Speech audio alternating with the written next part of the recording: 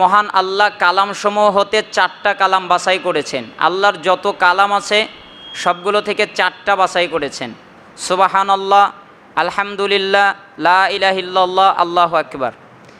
কেউ যদি একবার সুবহানাল্লাহ বলে তাহলে তার আমল নামায় 20টি নেকি দেওয়া হয় এবং 20টি গুনাহ মাফ করে দেওয়া হয়।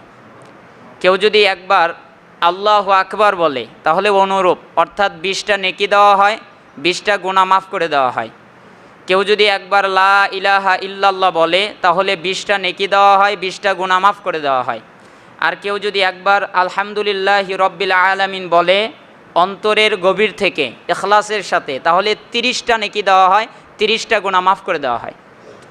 শুধু সুবহানাল্লাহ, আলহামদুলিল্লাহ, আল্লাহু আকবার, লা ইলাহা ইল্লাল্লাহ 4টা বাক্য 4 বার পড়ার কারণে 90টা নেকি এবং 90টা গুনাহ থেকে ক্ষমা পেয়ে গেলেন।